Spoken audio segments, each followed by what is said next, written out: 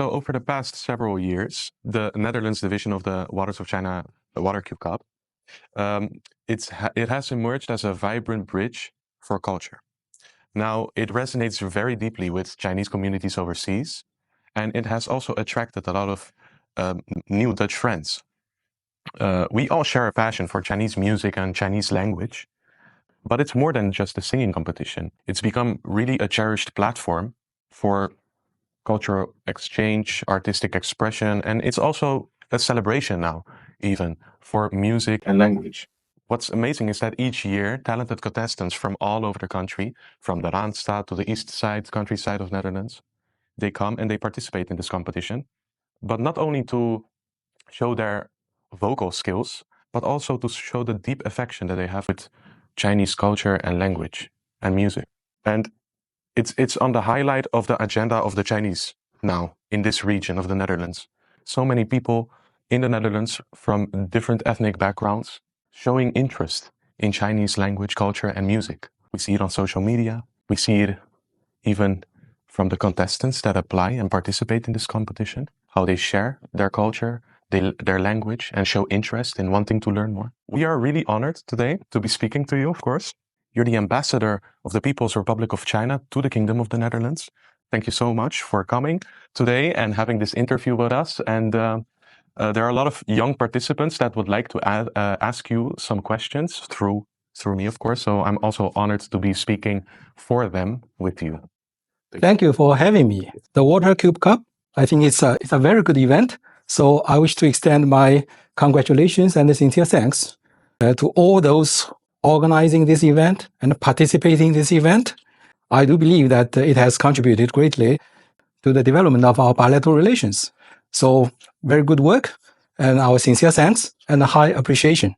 Thank you. It's not easy to conjure up this courage in yourself to participate in an event, whereas it's really stepping out of your comfort zone to come to participate in an event and to learn a language that is maybe not known to you. But the interest is there from these young participants, and that's beautiful to see. We're going to do a Q&A session today. So I would love to ask you some questions about different topics. Yes, whatever the question, I'll be happy to to interact with you. Yes, all right. So we'll be speaking a bit on public speaking, which we've known that you're really good at, and language skills in diplomacy. So a bit first about yourself and what you are good at and what you can teach and what we can learn from you. So it has come to my attention that this year marks the 15th anniversary of the Water Cube Cup. Many of the participants are young people, as I've said, including second and third generation Chinese descendants, as well as foreign friends like us. We're all learning Chinese and we're quite curious. So this is the first question. As an ambassador, how do you manage to switch seamlessly between Chinese and English in different contexts and grammatical structures during your daily work and various diplomatic occasions? First of all, I wish to say that English is not my mother tongue, so I'm still trying hard to improve my English. So to say switch swiftly or seamlessly from Chinese to English, I think that's a tall order. It's my goal. I'm not there yet, but I'm learning to. Communicating with the Dutch people to reach out to the Dutch society is my job. And in doing this job, I think language is very important. And of course, I need to speak English to communicate, and then how to do a good job.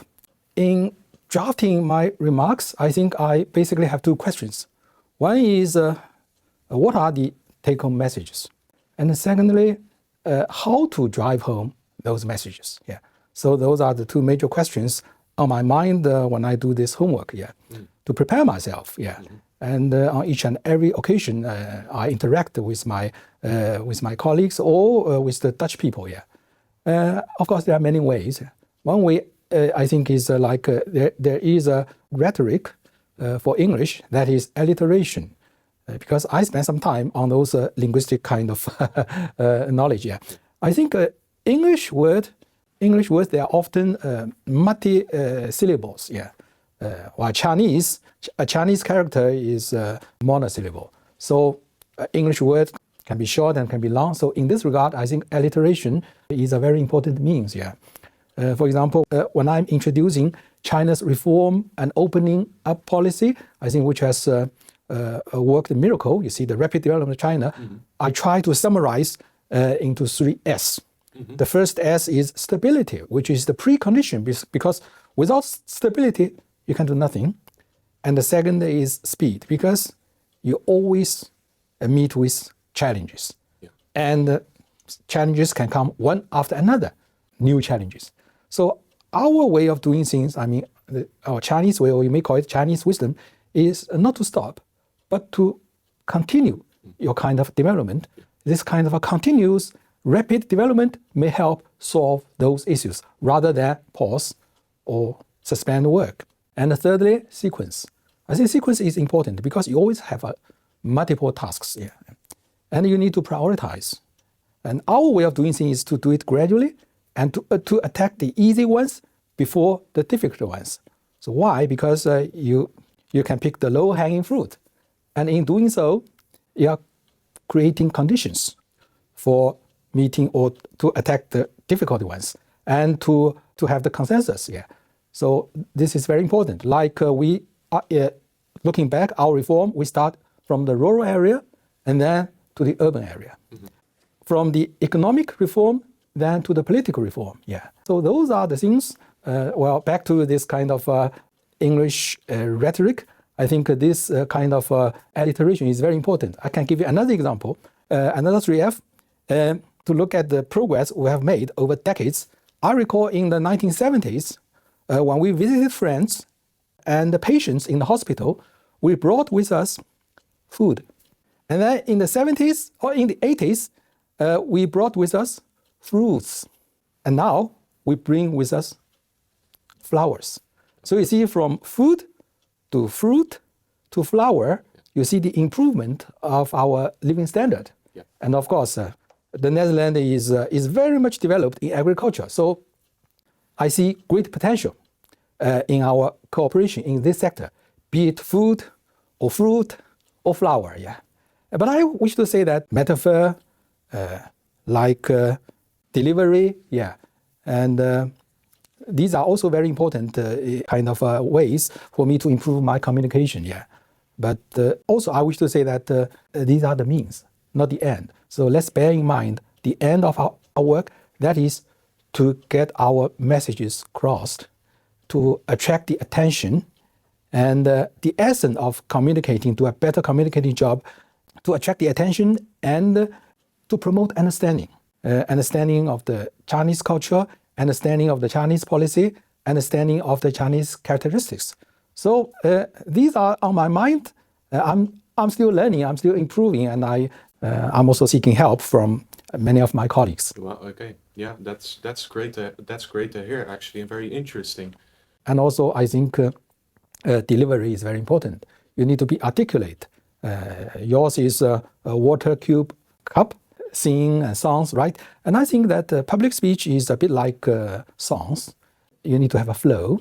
Sometimes you need to speak in cadence, short sentence, but very articulate, clear message, and sometimes rising tone, sometimes falling tone, forte or piano or pause. These are all the things, yeah. But again, it's the message that is the most important. So we need to be very clear about the messages we want to get crossed. Yeah. Yeah. Well, thank you for your insight. That's beautiful. You gave those examples. Great to hear your opinion about it. I would like to go to the second question. So that's about synergy on the multilateral stage, right? Different countries coming together.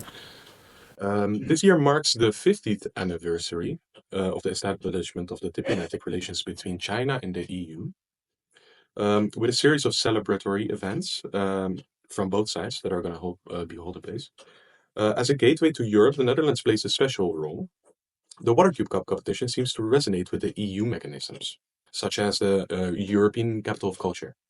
As a diplomat active in your multilateral affairs, could you share with our audience some examples of China's engagement of multilateral cultural platforms?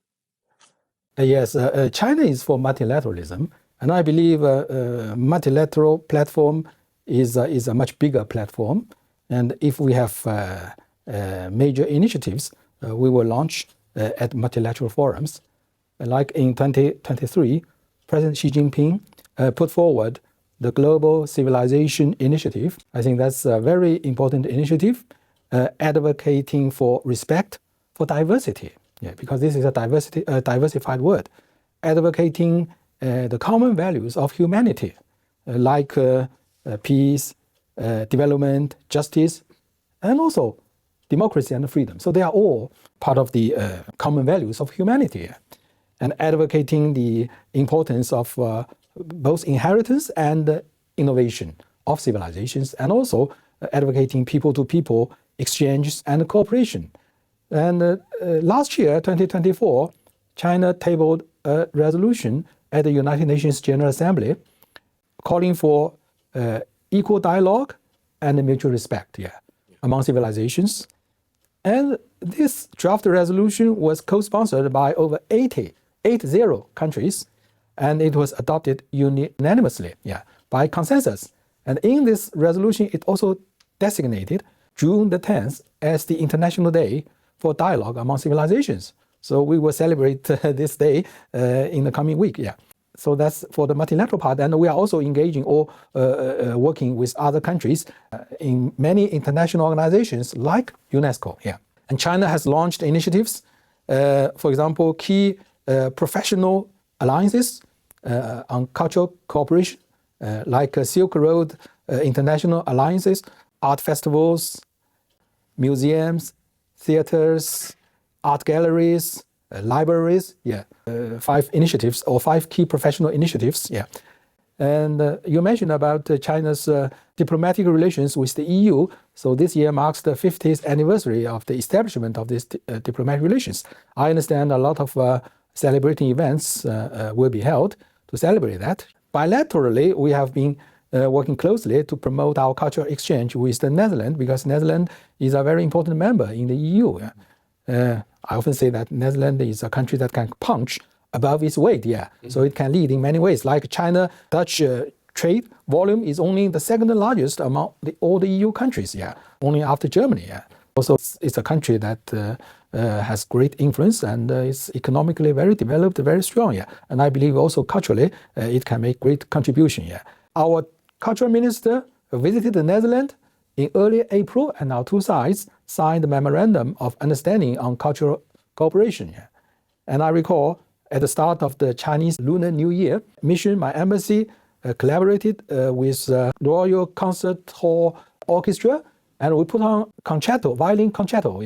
The program was Butterfly Lovers. It was very well received. It was a big success. So I do see this, the merits and the values of those cultural events. I think we are living in a world that, many things are going on. Geopolitics may set us apart, but culture can bring us closer. And in organizing those cultural events, they are not necessarily for, or not only for the entertainment. They are also for the promotion of understanding and appreciation of each other's culture, this kind of a mutual appreciation. So I do believe that, these cultural cooperation very important, whether at the international level or at the regional level or at the national level. I think they will definitely contribute to our relations with the Netherlands, our relations with EU. And of course, this cultural cooperation can foster or can help the development of the political and economic cooperation. So its influence can be spilled over to other sectors.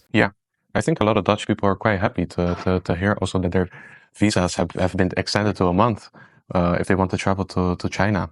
And about music itself as a universal language, what you said about the violin concerto being composed, I think that's beautiful. Chinese composers offering their music, giving a tribute actually to their culture and to their language and to their music and to everything Chinese culture actually is.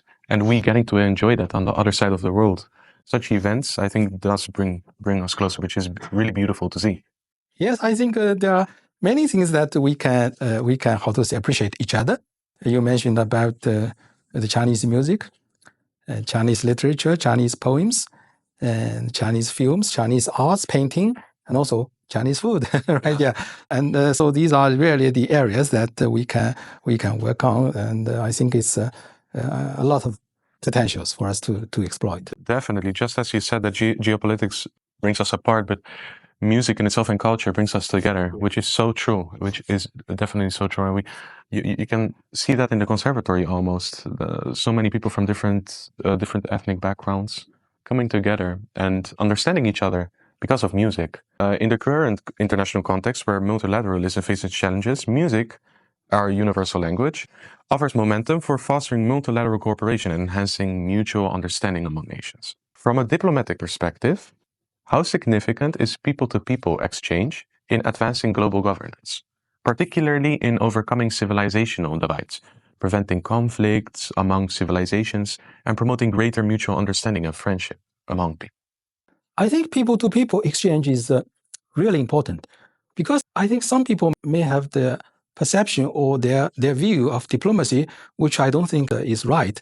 That is to see diplomacy as something among the elites, high level, and with all those ceremonies, those pomps. Yeah. But I would say that, well, in Chinese, there is a saying, a Chinese saying goes that the affinity of people holds the key to state relations. Yeah. So we see this people-to-people exchange as the foundation for country-to-country relations. So the state relations, our relationship, like a river, without this kind of people-to-people exchange, it will be like a river without a water source, which will dry up. Yeah. So this people-to-people exchange is really important. Starting from the December 2023, we have introduced the visa-free policy for a few countries, the Netherlands included. So now for Dutch to visit China, they don't need visa. For business, family business, or official business, and they can stay in China for as long as 30 days, 30, more than 4 weeks. Yeah. So that is a unilateral arrangement. So it's only China for Dutch. Yeah. And I do believe that it will help greatly promote people-to-people exchange. So Dutch tourists, artists, business people, officials, visitors, travelers. Yeah. So I hope that more and more Dutch could visit China, and seeing is believing.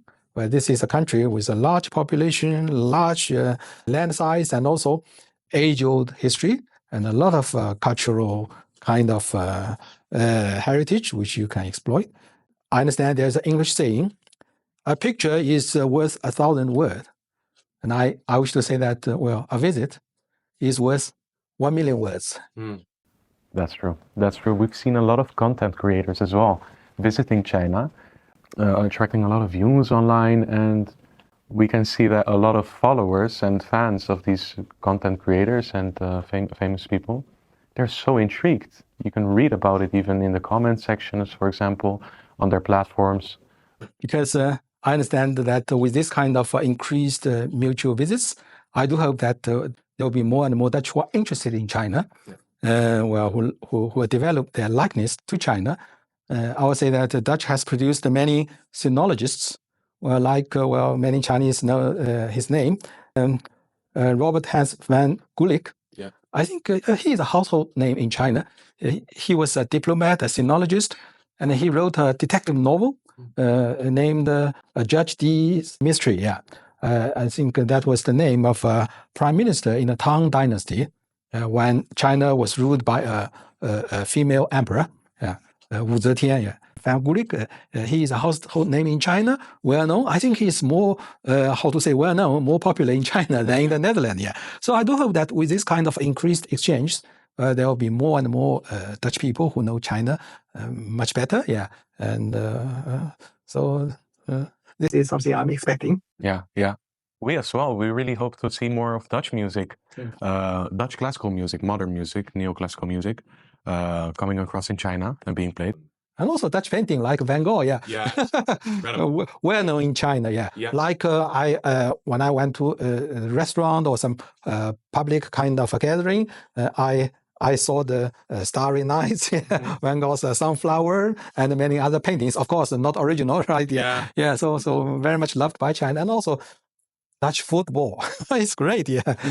Chinese male football team is just something I don't want to mention, yeah. But we are very much impressed with the level of the Dutch football. And we are also very impressed with what we're seeing in China on sports, on music, on art. I mean, you talked about the Chinese flower. I think any Dutch person that can imagine a Chinese flower immediately thinks of color.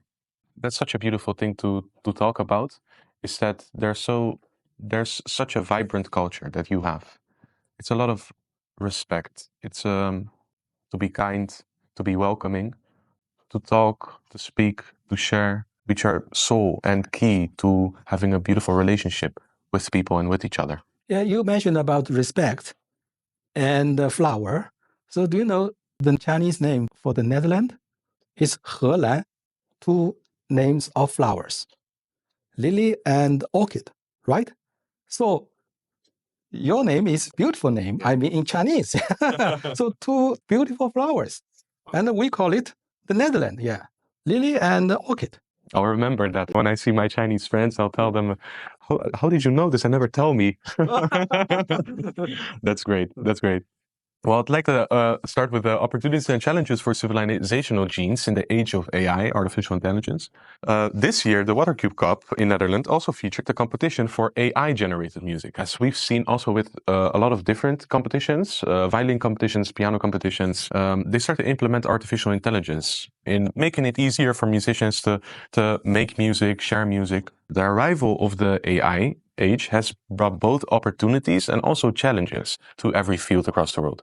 What is your interpretation of artificial intelligence, including the currently popular DeepSeek?